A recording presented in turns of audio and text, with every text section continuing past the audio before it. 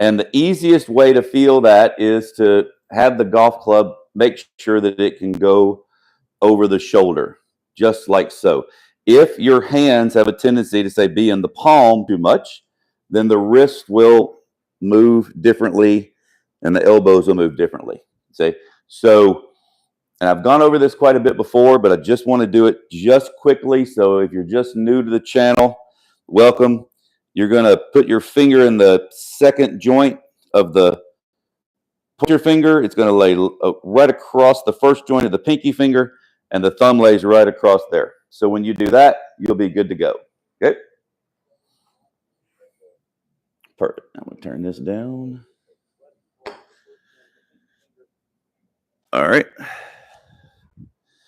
So when you do that, then the right hand is going to be in the second joint of the finger, and that you'll see that this little pad right here goes right on top of the thumb. And it doesn't really matter what that you do or which style that you swing if your hands aren't placed on it in such a manner. And this is a neutral grip, and also how the hands hang is another easy way. So when the hands hang, you can go right in front and you'll curl the fingers together so you can see the angle didn't change, and that's how it's supposed to look. These two little bones right here, scaphoid bones right here, are on top, and do that in the golf swing. That in itself is pretty critical. Okay, so as I go from this, now we're going to talk about a couple of questions that people have had concerns on, and that's what I like to do on these lives, is answer questions. So you guys answer some questions, ask the questions, and I will get right into it. Okay, so from here, the trail leg being bent is what we're going to talk about a little bit today, and then we're going to talk about center and trail leg being straight, and there's two differences. So when the golf club goes back and you move your rib cage, you want that to match up with arms straight, triangle straight. When you do that, the leg will be flexed. The head will have its own little rotation, and you may be even set up with your head a little bit tilted behind. So when you do that, you will move your weight into your right leg. The leg is bent. The heel will start to come up, and your arms and chest will stay in front of you, just like so. And then to hit the golf ball, you will plant your left foot. You'll see how your lower body kind of gets a little bit like squatty right here, which is torque. And then the body and the arms will release. Okay?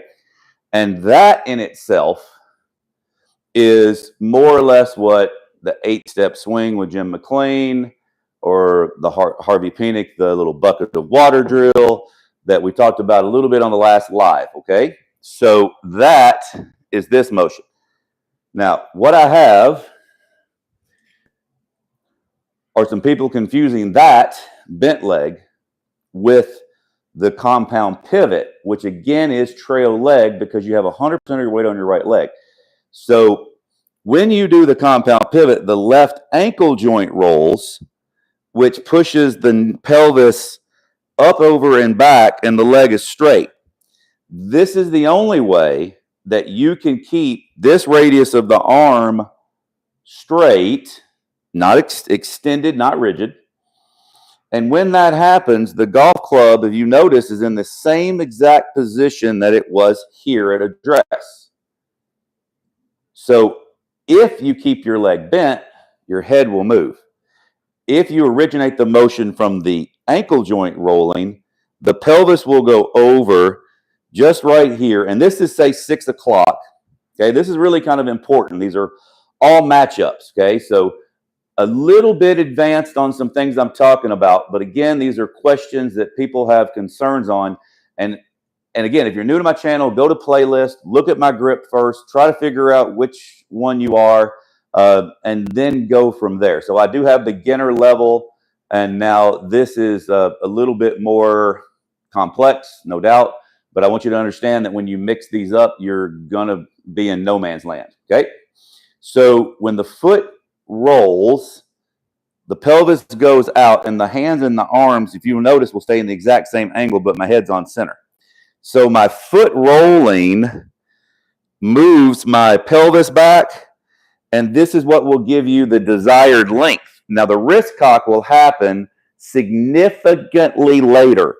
If you are trying to do a compound pivot and you are trying to have the hands cock like so, or even like that little bit, you are shortening the circle, okay?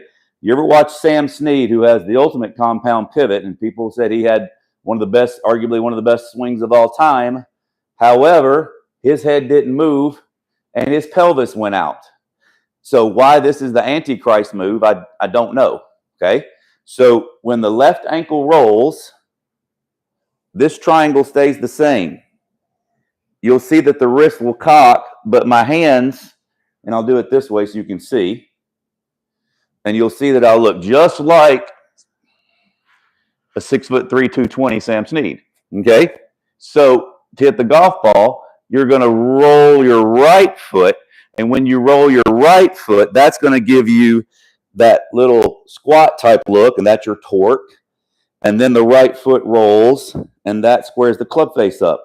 And then as it goes through. Now, in that motion, I am not really doing anything with hands this way or this way. That all is going to happen because it's following my torso, and that's following from my feet. So when I roll my foot back, you'll see that my arm advanced here. So now from here, now the club releases. So those are two huge differences in trail leg movement pattern, okay? Now, for the handsy people that want to feel the club swinging, that's going to be more of a centered motion. Head's not going to move. Golf club is going to swing, and the visual and the image that you'll have is that your body's not going to be moving that much, because a lot of times as soon as you move your rib cage, you're going to have your weight go to your trail leg. So your hands will just swing over your shoulder, and you'll see that my pelvis is still up, but my head's right on center and my hands are over my shoulder. So now I'm just going to swing my hands over my shoulder. And so that's a centered motion. That's for people that have a hard time. If they move off the ball, they can't get back, or no matter what they do, they try to move off the ball, but their leg straightens, okay? And if you do that, then more than likely you're going to be a center player. So a center player's motion should simply be swinging the hands over the shoulder here, and then the arm to the target, which is ultimately how the golf club can then go over your shoulder here. All right, I'm going to look at some questions now. I kind of covered a few little basis of things. Let me know what you guys want to discuss today. I'm open for anything and everything. I'm here for you, trying to help your golf game.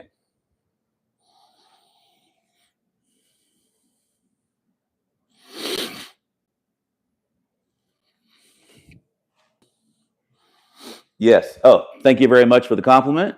Makes much sense. Okay. And so, yes. So when you are doing the compound pivot, your foot rolls. So it originates from and you can't quite see it from this angle, but my toes, and I'm wearing some pink shoes. These are some cool breezes. My toes are ever so slightly out at about 30 degrees or so. And the reason why is because from here, it allows my knee and my foot to roll and my knee to go out. See, my knee goes out towards the ball, because when that happens, my knee doesn't go this way, okay? So when my foot rolls, that's what makes the foot rolling is what makes the pelvis go over. Then the knee coming out makes the pelvis go back. And so that's what makes your torso move. So then you have to reverse it. So I'm not going to drive or turn or squat or push.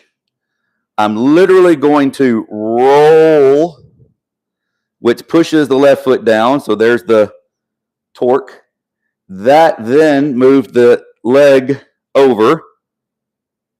The knee is going this way, and this is going to be impact, and my pelvis is here. Now the golf club releases, and then the knee finishes with its swivel. So I know that's, again, complex, but you've got to get this right if you're playing around with this motion, okay? Which brings up one other point. You can't just go quick with this. This takes time to develop. So that's why smooth swingers are going to be trail leg people, and fast swingers will be either center or lead leg. So when I roll my foot, the whole unit goes. And this is where a lot of powers come from, is this big wind up here, and then the right foot rolling sets the pelvis here, okay? So that's a big, big difference than taking the club back wide, keeping the leg bent, and then recentering, and then going through. And neither are wrong, okay? That's what I wanted to say. 99 to 100% of instructors are right, but it depends on which one's going to be right for you.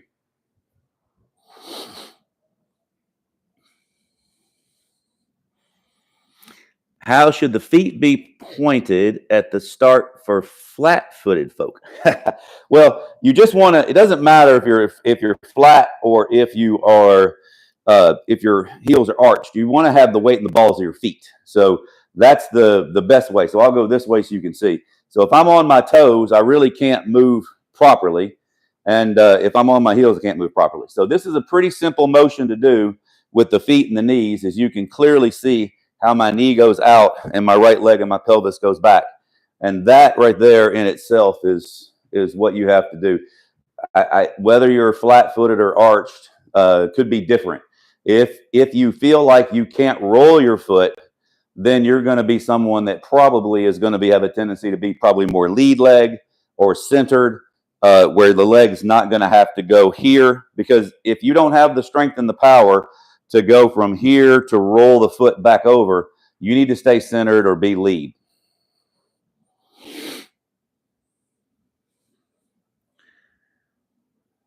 Oh, you're very welcome. I'm not going to say that probably correct.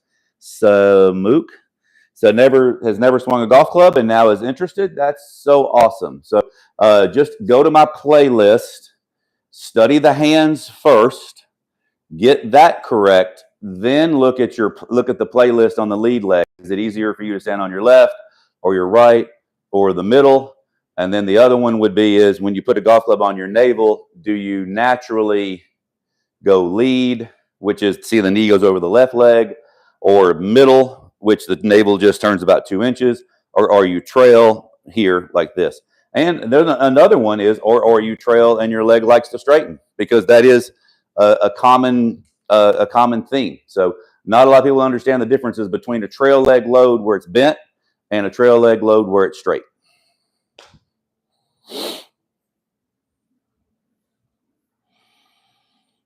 Thank you very much for the subscription. I appreciate that. And then as you progress in this, that's when you would go to the membership site that I have at the rkswingking.com, where you can send me videos and I can see your golf swing and what you're doing, and then make a little voiceover, and then say, okay, and then make a little personal video for you. And I do that. I can do that a couple times a week at a nominal charge. Really, that's probably one of the best deals going for sure. Okay, and then if you want a personal attention, I do Zoom lessons. But so I'm just letting you know, you're new to the channel, you're new to golf, so I'm strictly speaking just to you on that one. Thank you very much. Did I already go over spinning of the club with your right hand on top of the backswing? Oh, no, I just started, so that's fine. Ask the question here. Okay, so spinning of the, so spin. I think you said spinning, but I think you meant spinning. Okay, so when you, and this is for throwing. Okay, that you will have what I call like a little stimulus and a response. But this hand here, when I tell people that it spins like this, that's really not true. Okay, that's how the hand moves, but it originates from the arm and the navicular bone here. So watch what I'm talking about. So if I'm here wound up, I'm assuming you're thinking about underhand throw.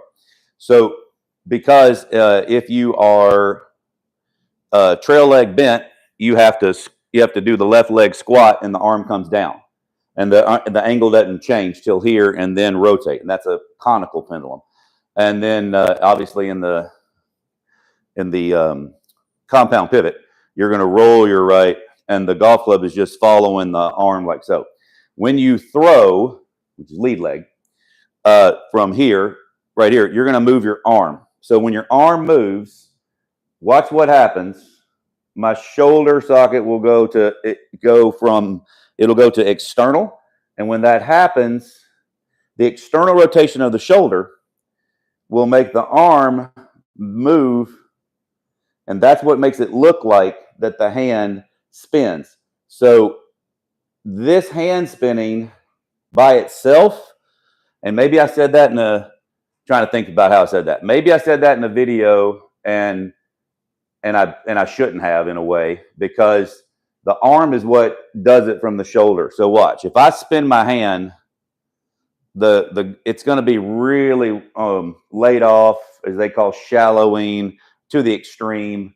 I really don't have a chance from here, right? So if I misled somebody that way, sorry. You got to really mean what you say. So when I'm here, watch my arm move, and when my arm moves, you'll see how the hand does that motion that you're talking about as it goes through. I hope that clears that up. So in a throw-in motion, it's just your hand goes over your shoulder, and then your arm goes to your target, and that's what makes that move.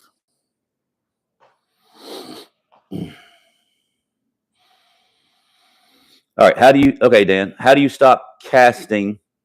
I tried to throw in the club from the top, and I find that I'm casting 50% of the time. Cheers. Okay. Hey, Dan. So first of all, pick which one you're going to do. Get in front of a mirror and see which one that you like, because that changes this. There's no easy way. There's no easy answer. The reason why people are really, really difficult at golf is because you're all guessing. You're all guessing. And you've all had little tips and tricks. So when you keep your head still, left arm straight, you're not going to load anything into your right leg, and so at all. So now you're going to try to hit it, and you're going to cast, right? So the answer would be in that first little bit I talked about. So if you are loading into a trail, okay, leg bent, head will move off the ball, and the heel will come up, and you will move slightly off center, okay, just a little bit, because you will recenter by pushing the foot down. So when you push the foot down, you're going to have real passive hands and arms until the golf club gets down into what I call the delivery position, where your hands is over your knee and your pelvis from here. Now the body can then, just like you're throwing a medicine ball, you don't want to just turn. So the medicine ball and the arms will extend, and then you'll stop casting. If you are doing the compound pivot, which the right leg is straight, now the right foot and ankle rolls. And again, you can see how my hand and my body respond. And again, I'm not going to cast from there. The underhand throw can be a little difficult for some people, because as it gets here, you might take your hand and arm and bring it into, as you can see it, go wide or go narrow like this. And when you try to throw, your arm goes out. So just make sure if you're doing the underarm throw that the hand and arm is wide as it comes down. And you can always kind of checkpoint right here, and then it releases. So usually the cast comes from, and over the top comes from. And by the way, my next video, I've got about 4 videos that we've now done on the newer, higher camera angles, which is real cool and all that. And one of them is how to fix your slice. So pay attention to that video. Probably coming up in a couple weeks. We'll be doing like a couple of them now coming up each week. So just kind of stay tuned to the channel for that. When you turn too early, your weight will go just straight left, and now the ground's going to push you, and you're going to throw over the top, and your weight goes to the right. So that would be another one of the culprits that most people do because they've been told to turn, golf club behind them. Over you go.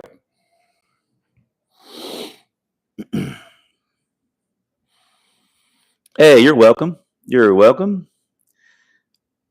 Liam Gonzalez says hi. Hello, Durfer. Thank you so much. You're welcome. Yep. Ask any questions. I hope you guys understand this. Now, I'm going to have to, and I do have, I'm going to be able to double check my time here. Beautiful. Okay. So I got to go till right at about 7, maybe 7:05 or so, because I got a Zoom right at that from 7 to 8 and 8 to 9. So, it's people I teach all over the world. They have simulators, etc. So I do Zoom. So I'm just squeezing this in. I'm going to try to do this every Sunday at 6 o'clock. So put that on your calendar, 6 to 7, live questions and answers. I'll either be here or I'll be in the secret swing room with a simulator. I just didn't want to feel like being in Gallatin, Tennessee, until 9 o'clock tonight. So that's why I'm doing it here in my lovely little condo/studio. All right. How can I gauge more spin with a wedge? Oh, you mean engage or get more spin with a wedge? So a couple different ways. Well, one is better. I hate to make it sound so simplistic here, but better technique. But most people scoop. So you have too much like loft this way. So every tour pro, no matter which style they'll use, their golf club is in line with the shaft here, right? That's kind of the holy grail position where you would take a divot and then release. So you can do that where you practice, say, the conical pendulum with the knee is bent and go from 9 to 3. And you can see how I move my arms in my chest from side to side, take a medicine ball from side to side, and you could feel that little motion like that. Pretty simple. If you do the compound pivot, of course, you're going to roll your foot. You're going to have a little more. You're going to have a little bit more hand action where the arm and the hand releases, and then you'll have a little more speed that way. So this will always create more whip and more speed than just turning through. Okay, because when you turn through, the arm and the shaft is going to be going the same speed, so you can only hit at a certain distance. Okay. But a lot of tour pros that are strong like this because they don't want to have to try to do anything. But for amateurs, I really like the golf club coming down from the foot to the leg and then releasing. Okay, so that's going to give you some more speed.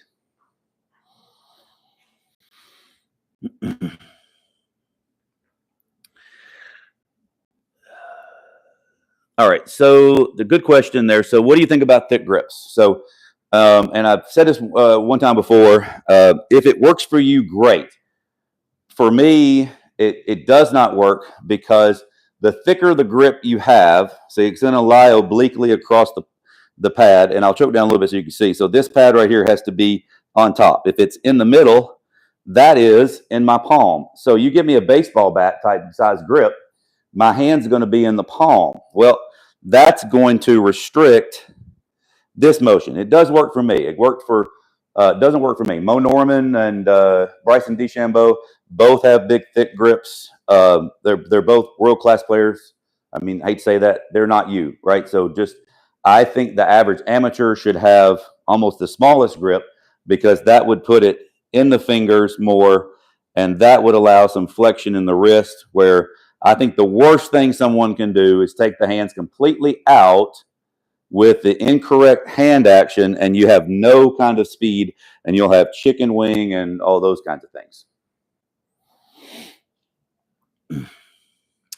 What are some of the best exercises you know for establishing rhythm, timing, and flow in the swing? So, two different ones. One, in my whole little place here. So, I never try to tell people really how. I know you guys kind of geek out on positions and numbers and all that, but I really just want you to play by feel. So in a conical pendulum where the leg is bent, you'll take your arms and chest to the side, and that's like, and fill this with water. And so if you do that, you can't do this and this. You can't move your hands easy. So you're going to have a motion that goes into your right leg, recenters, and back left, and you don't really spill it. So guess what you have? You have a very torque-driven and body-type release, certain speed. And the other one is, and I hate to make it sound so simplistic when you swing like you walk, but that's exactly what I'm doing. My legs are going over here. That's when my arms are going to follow. Legs follow here. Arms follow. So you can kind of see there's a rhythm to it. And so if I go too quick, then I'm out of position. Like so. So your feet dictate, feet pressure dictate everything that you do. If you're lead leg and you're going to throw a ball, then you're gonna feel like you take a step left while your arm goes back. So when you do that, you're going to be pretty quick. So these are all little things that you can practice depending on which one that you do.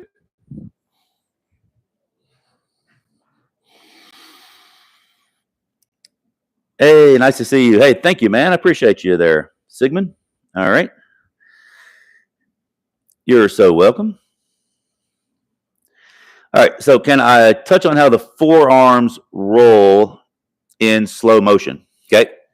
So, and I'm assuming both answers here, we'll see. So in the, tell me if you guys can see this a little bit clearer here.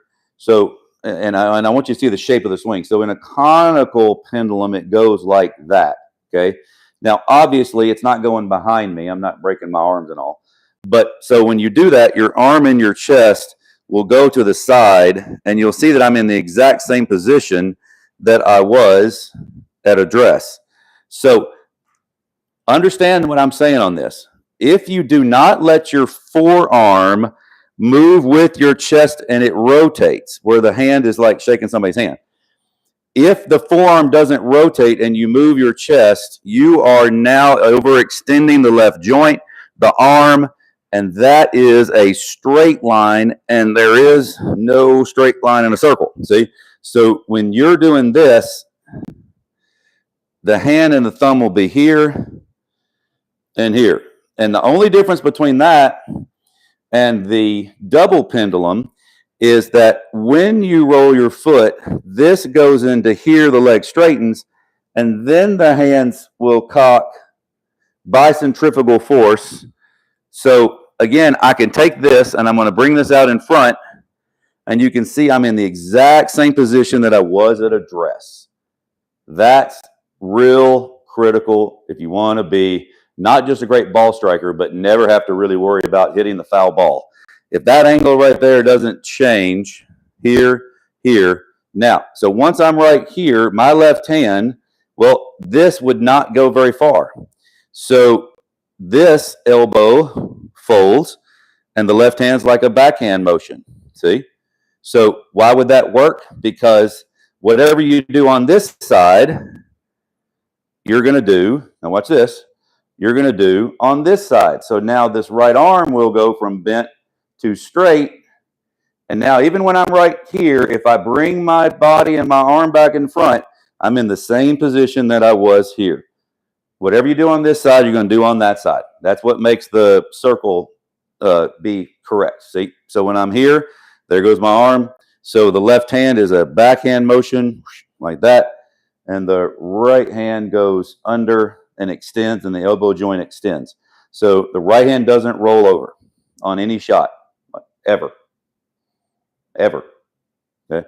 So unless you're trying to hit like a little rope hook draw, soft little draw chip shot, okay? Because what happens, the left hand is what joint is what makes it go over, and the right hand goes under. So when you put them together, then you have the release. Okay, so right there, see, people think I rolled my right hand. See, look at my left hand. See it? See what it did? It did this. So my right hand has to go along with it. So if I bring it back there, now if I roll my right hand, it looks like that. Now, that's not what you want. Hope that details that.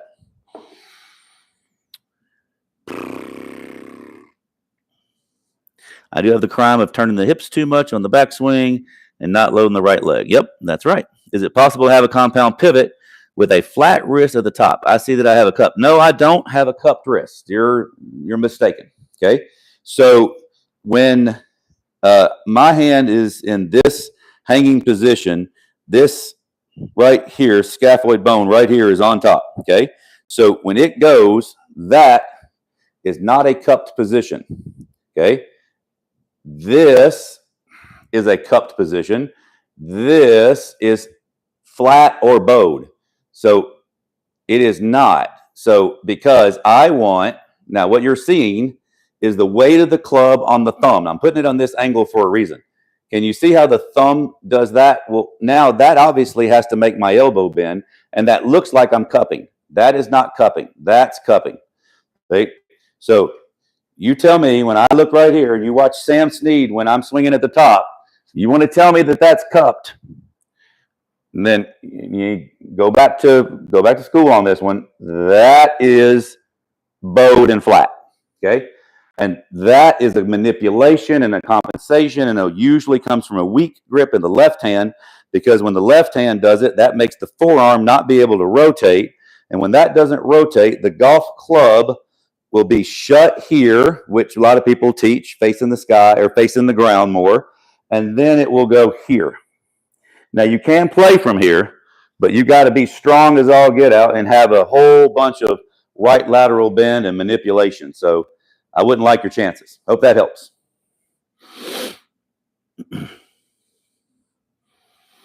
You play golf course, very quick greens, and getting up and down is pivotal. Cool. Yep, that's 1,000%. Hi, I just started playing golf in January and use old clubs. Should I buy another newer set of clubs and replace my current clubs grips? Yes, 1,000%. If you don't have now, just because history, okay, I've worked at some golf shops and all that, and I can see the difference, right? Back in 1985, when Ping Eye 86, when Ping Eye 2s were all the rage, I used to be at home at night when I'm, 14 years old, looking at Golf Digest and just dreaming that I could have that set. Now that set's $100, and I hit the 7-iron 30 yards shorter, right? Because it's a heavy metal. If you don't have golf clubs within 5 years, that's enough. 5 years. You don't need the newest shit. You don't need it. You don't need it. You don't need it.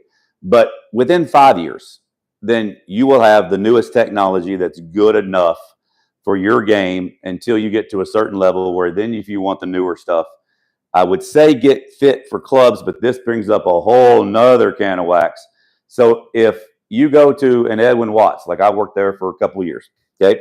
So I would see people do this. Hey, fit me for my golf club, right? Well, I'm like, do you want me to fit you for your crappy swing, or do you want me to fit you with proper posture, right? So I would say watch my channel or get a lesson from a local pro.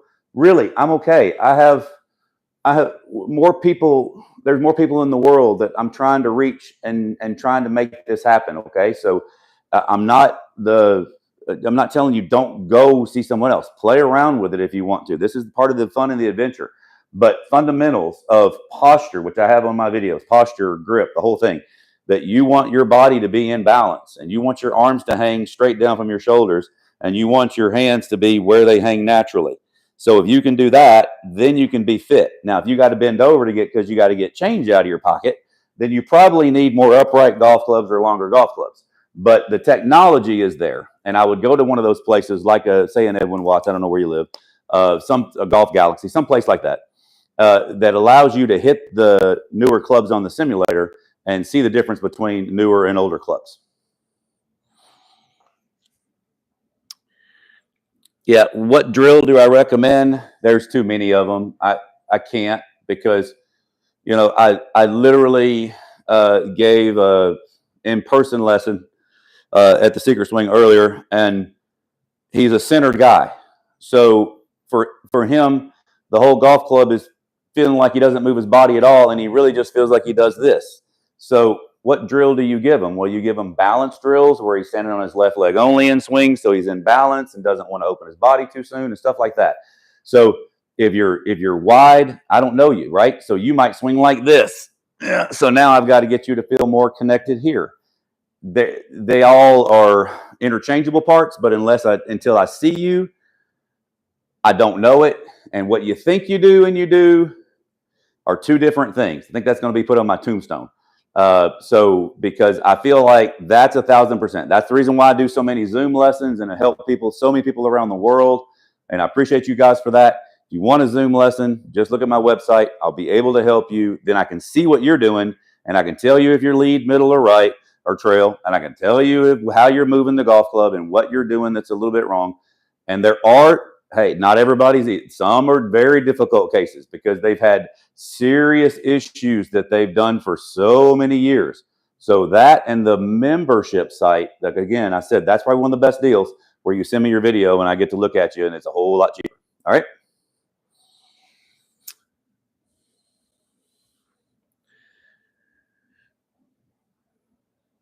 Let's see. Oh, that's funny. Do I recommend tempo or cadence? Man, Sam Snead would say he used to teach by waltz time, see ya. La, la, la, la, la, boom, boom, boom, boom. To me, that's a little slow, right? I think there was another one that was like old school, was like, they said cheeseburger, fries, Coke. That might make you hungry. Dr. Kwan, love him. He goes into the lead leg and pushes into the right and then recenter back left. So he's definitely more of a lead leg movement pattern. But he said he likes to go VJ Singh, right? So anyway, regardless, you get the idea. You get to play around with that. I don't have a perfect. Let's see. Yeah, thank you. You're very welcome. Thank you, Durfer. Jim Smith, hi. How you doing? Let's see. What drill do I recommend for 25? Vincent, I just wish I could help you. So it's just too, usually if you're a high handicap like that, you're just listening to those simple things of keep your head still and down and left arm straight. And then turn the body, and that's going to put your weight on your left with no power, or even just move your arm straight back, and then you're going to just flail at it with your arm. So you've got to have some kind of body movement, and you've got to figure out which one that is that supports with the club swinging.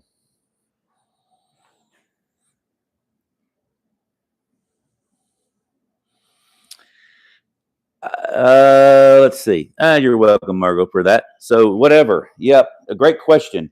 What's your opinion on getting shafts pured? For 99.999% of the people, doesn't matter. The only people that will be able to even tell the difference between that is going to be real low handicap / tour pros, which is 0.1% of the golfing world, right? So I think there was a thing done. There's like 25,000 club pros and 27 over in Europe, and mix in all that. I mean, you maybe have, I don't know, 200,000 people that can shoot 75 or under, and probably what, 500 million golfers. So the odds, those numbers are way, way, way down. That would only see the difference in pured shafts. For instance, I don't have that. I got mine fit. I'll show you mine.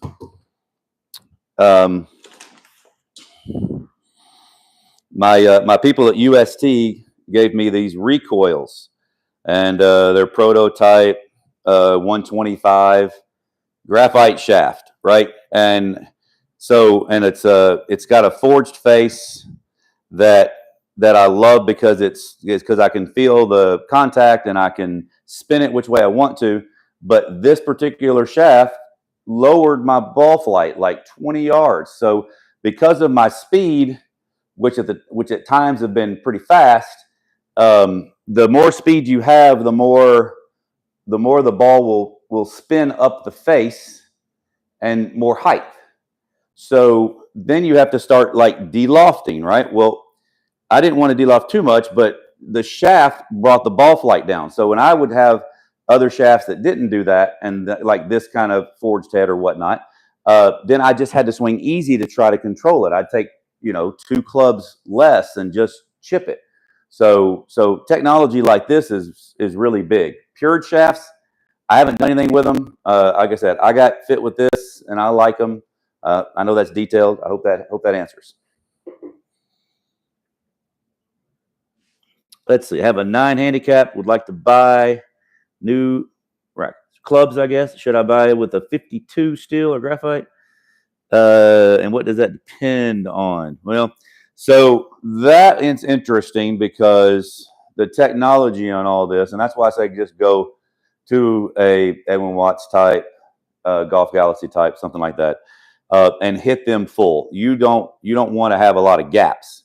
Now, I do believe, and this is a little different, is that once you find the gap that's your full swing. So let's say you have a pitching wedge and a gap wedge, and the face is thinner. It's a thinner face, which is a distance iron, which means it, again, more thinner face, more ball speed, more height. So they have to de-loft the faces. So your gap wedge might only be 48, 49 degrees, maybe 50, but it's got the thin face. And then you go to trying to hit the distance iron of your 54 or 56. And now that's a forged face. You don't want to hit. Why do you not want to do that? Because a 56 or even a 52 sometimes is going to have the forged face that the ball grabs on and spins more. You don't want a ball bouncing off the face explosively when you're trying to hit a delicate 10-foot or 20-foot chip shot out of rough to a downhill shot. So that's why you want a softer wedge. So I believe in the distance irons for people mostly to get to, say, the pitching wedge or gap wedge, and use that for your shots from the fairway, and then only use your sand wedge 56 and 60 for bunker shots and shots around the green 30, 40, 50 yards or less. I truly believe that if people took away the sand wedge from 80, 90, and 100 yards, it would be game-changing. I continue to see shanks and tops and fat shots and all that because you're trying to get the distance out of it that you did with your distance iron. So I would look at gap wedge as being your full swing shot. Even back in the day, and I'll use Sam Snead, he used a lot of pitching wedges from the fairway because he didn't like the bounce for the sand wedge. He went over 100 times on the tour, a bunch of them unofficial because they were over less than $2,000 total purse. So he actually is the total all-time winning tournament leader. You guys can look up the stats. I think it's like 120 or 30 or something like that. But because they weren't official. But my point is, he won tons of golf tournaments, and so good enough for him, probably good enough for me. So I try to hit little 3/4 shots that are a little bit lower and those little 50s or something like that, because the ones from the fairways have a tendency to bounce and all that, and the material's different. So I know that's, again, these are all lengthy answers, but and I hope these aren't boring to you guys. There you go. How much flexion should you have at the top and at impact? I'm a 6 handicap. Yeah, that's too loaded. It's too loaded of a question. I wish that I could give you that, but there's not a holy grail answer at the top because they're all different releases. So if you're a lead leg, you're going to have and shift more, and you're going to have maybe a little more wrist cock at the top as it's happening than arm throwing and swinging. And if you're longer and slower, I mean, look at someone like a Jake Knapp who has a stronger left-hand grip and a stronger right-hand grip that matches, and he's centered. And so his golf club is going to go back wider because his right arm doesn't fold. Well, it folds right here, and his swing is long. And so now he's got way more wrist bend at the top like this that then makes him hit his shot. There are too many variables of the correct grip. When you have a correct grip and you do those other little drills that I talked about, that should start to put you in the right spot. Don't think about flexion. That's a horrible thing to think about. I know you're a 6 handicap and you're trying to get down to 0, but you start thinking about where this is and how much and all of that. That changes all the releases.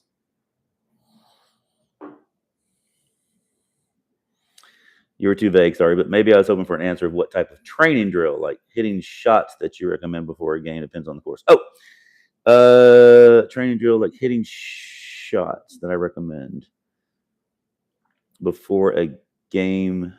Depends on the course. Yeah, it does depend on the course. And before a game, first of all, I don't play that much golf. I teach so much, so it's not really, probably asking the wrong person. But in my mind, when I used to play, I really wouldn't hit many balls, and I would literally just loosen up, just trying to feel the weight of the club swinging freely, stuff like that, and dictate kind of like just making sure that my body is moving the way that I want it to, and nice and smooth and all of that, and that I'm not going to hurt myself as I've gotten older. So that is more of a just warm up, you know. Like I love the slingshots here. You can see, so this is one that I use to do because it's got like, it does have a little firing pin in it. And so what I like about it, that, you know, for me, if I'm going to go nice and smooth and slow, I'll feel it up here to the top, let it stretch me a little bit, and then snap. And when it snaps, it's going to snap out past the ball. So, you know, if you get up here to the top and you release early, you know, it's not going to snap. See? So you can kind of get that kind of feel. So I like that. And then if you're a lead leg player and you're trying to put more pressure into it, you can make it snap on the backswing. Then you can pause from here, let it reset, and then snap through. So these are things that I like to do on it. I have just now started playing with I don't even know the name of it. It's called Arrow. A lot of long driver guys do it. It's called the Arrow Swing. You know, so I thought this was pretty cool. It's got nice little flexible shaft and just kind of lengthen out your swing. Try to get you some flexibility there. So that's all I'm doing before I play. I'm just trying to make sure that everything's all lubed up.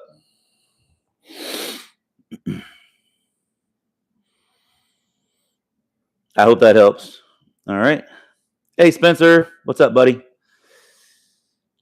Hey, Peter from Myrtle Beach. All right. All right. Ask a few more. So I like that. So again, try, and I know you're asking certain things that maybe are a little complex, that maybe you quite shouldn't be thinking about, because there's not a perfect top of the swing position. I'm gonna go back to that for a second, because there's no way, because if you had a golf club here, like, okay, that's perfect, right? Or that's perfect, or that's perfect. Well, they've all won on tour at all different angles. So what they've learned to do is, if I'm here, I've learned to release. See, the club face is still square. So now I have to have more right lateral bend. So I've learned how to square the club face up, all the different positions and angles. And I will say this: there are little checkpoints that you can always do. So if I go up to the top, I'm this way for an angle. So if, let's say I'm all the way over here, which people would be like, that's horrible, right? So but I know that I can get back to where my hands are here. Look at my golf club, middle of my body. So watch. And that'll annoy people. I can hit the ball straight from any angle, but I've learned where it is. I can feel it where it is. I can turn my body to it. I can say I'm up here. I can pull my arm down. I can be over here. I can rotate around. But the big deal is to get the golf shaft on your toe line with the club here. And now you can either turn through or release the hand or whatever you want to do. But most people aren't going to have that sensitivity for the club head swinging and all that. And I've only gotten, I'd say, better at it because I teach all the different styles. I don't have one method. Anybody says Roger just teaches this, hasn't watched any of my videos or listened to me. So, hey, Vincent from Montreal, I appreciate it. I hope I answered that. I know everybody wants the Holy Grail drill, but it really comes down to the basics of getting your hands on it correctly, how your hands hang, because that also then dictates how your arms move and how your elbows fold. Everything I'm talking about is pretty neutral. There are variations of all of these left hands and right hands, and that then changes angles and doesn't mean that it's wrong or right. And if your right hand's more on top, like so, then your elbow folds this way, and if that folds this way, then your golf club's going to be more vertical, and so then your path's going to be more out. So then you better aim right and go left. I mean, I could go into it until the break of dawn, to where people go, "What?" So you don't have to know everything I know. Okay, I don't want you to know everything I know. Not that you don't need me, I don't want your head full of all that. I just want you to figure out the one way that you like and that you feel good to play golf. And that does bring up one other point. So when you work with me on Zooms or memberships or whatever it is, or down the road, or ask me questions, or as you're just watching all my videos, okay, that you'll start to say, okay, well, what do I like? Like, if your tempo is naturally smooth walking, then you're probably going to like swing like you walk. And if you're pretty fast, you might like more lead leg. Or if you played baseball, you might like lead leg. So I don't want to force you into, people go, you know what, I just don't like my body moving like that. Then don't do that. Right? So it's your golf swing. I want you to be able to enjoy it. Right? So that's the reason why you have all these different styles.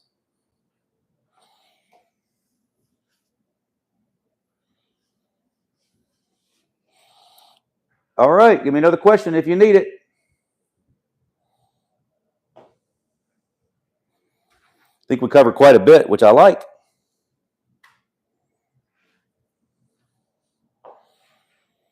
Now you see what I mean by long days when, I get up at 4 o'clock and then work behind the counter at Country Hills for right now until 2 o'clock, and then do lessons and then do live and then do Zooms. It makes for a fun full day.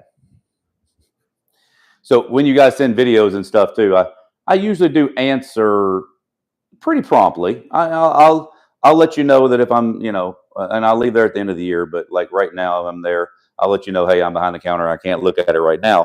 But I usually get to your video pretty quick. So when you send me a video off the app and the membership site and all that, I'm pretty quick to be able to answer to these questions. So just want to say this from someone who's levels. Oh, thanks. Thanks, Spencer. They just kind of said basically that I kill the ball. Well, I have my moments. Oh, wow. Peter coming in with a hard question at the end. I like that. What is your opinion?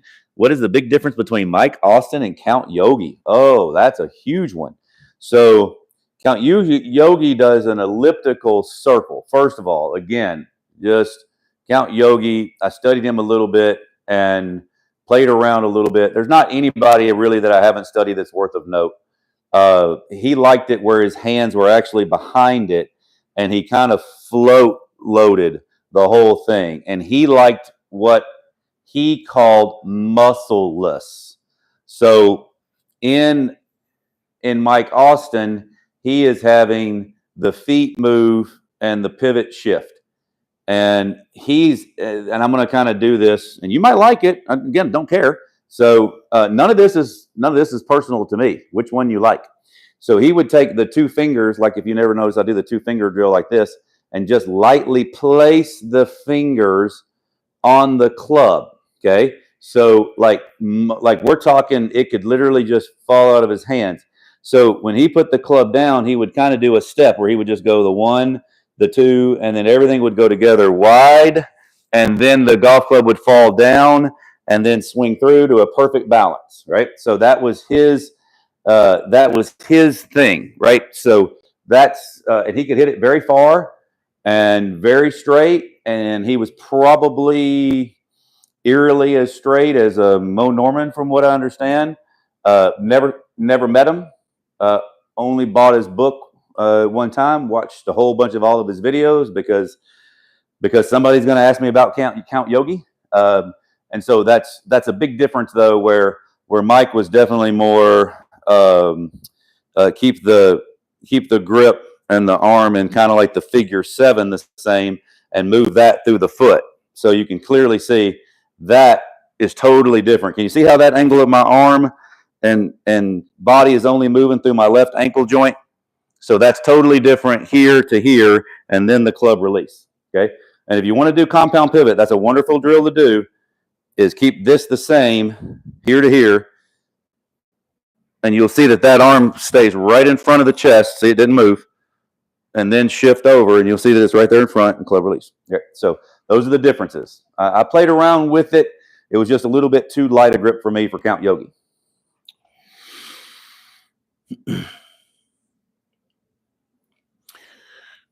Okay. Oh, good question. So for lead leg, what's the club path on the downswing? That's 100% your arm just going to the target, and the arm that you just like throwing a ball. Okay.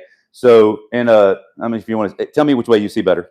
So and the easiest way to do it is kind of feet close together, and as I wind my hand up, I step forward. Now I don't step forward my whole head, right? I wouldn't throw the ball very far this way, right? So as I'm doing this, you'll see that my weight is going to be in my left while my arm is going back. So from right here, now it's where does my arm want to go? So my arm path is now going to go down the target line. So in an underhand throw, which what a lead leg is going to be, as you go, you're pushing back left. So now watch my arm. Now this is going to go up, and you'll see pressure back on my back foot more. So I'm going up. If I'm throwing low, my arm goes low. If I'm throwing out to the right, if I'm throwing out to the left. So the correct answer is the intention of your arm is where the ball goes. And that will make that straight, that's out to the right, that's to the left. And you can see I'm clearly on my lead leg, and now throw.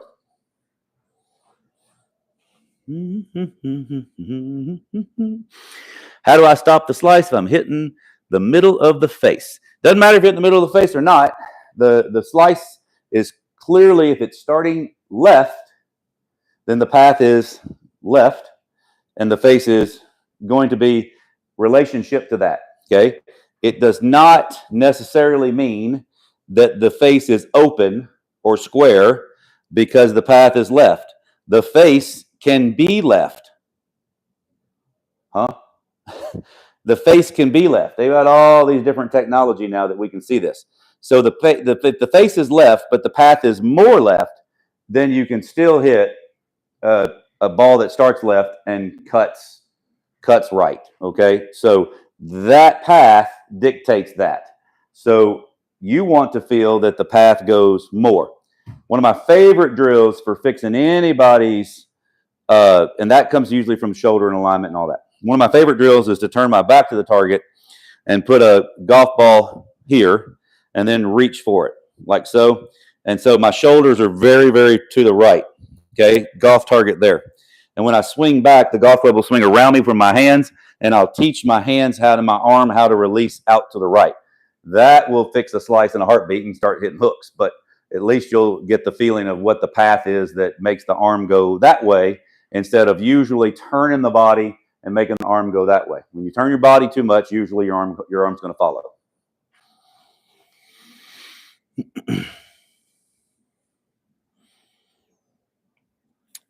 You don't get much of a side bend in both directions.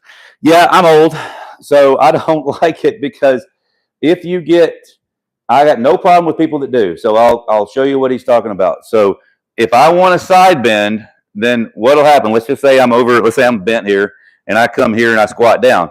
That's enough here to now come up from here. If you're going to like say skip a rock or like a Newman, Victor Hovland, etc., they're going to have more right lateral bend down here. The shaft will be leaning out more in front. The arm now will straighten later. The ball flight will be lower, and my back will be like, ow, I'm 53 years old. I don't want to do that shit. And neither does any of my 60, 65-year-old people. I leave that to the young people if they want to get down there and skip a rock. But make no mistake about that, there's not one long drive guy. You tell me this, okay? You can leave a comment, all right, later, and I'll look at it. I promise. Ask anybody who watches this video and leaves comments. I answer every single person. If you're respectful, if you're disrespectful, I just block you, and I'm sorry. You already know more than me, and you don't need me. Okay, so I ain't got time for that. But there's not one long driver on the planet that's down here like this. Long driver, okay, from here to here. Not one. Not one. You can only hit it a certain distance from here. So every long driver is going to be wound up over their right from here to left. Their leg pushes them off the ground, and they're going vertical quicker than you guys are, and there's no way they're down here like this. So to me, this is real hard to time and do. But if you hit it well and you play well doing that, keep doing it. Ooh, shit. All right, I got about 4 more minutes, guys. I'm going to be like about 5 minutes late on my Zoom. Of course, I did tell him I had a Zoom before, so maybe he's on this thing. Let's see. Most important thing in the golf swing, I think it's the foundation, what do you think? I'm a good friend of Mo Norman. Oh, well, that Doug, that's awesome. So I love Mo. I think that he was a great, misunderstood individual, and he was one of a kind.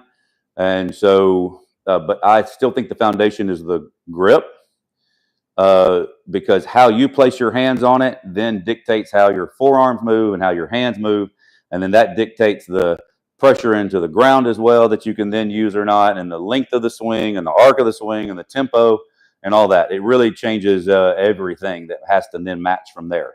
So if you have a certain grip, then you can move certain ways. And Mo worked his grip the best. Now he started to play really great. He was the best ball striker on the planet, right? So it's hard to say. Played great later, but when he worked with Manuel de la Torre, it looked like that he had less pressure and less stress and all that. But he's been doing that move with his arm to the target for 50 years. So thank you so much. It's an honor to actually talk to someone that was a friend of Mo and that knew Mo.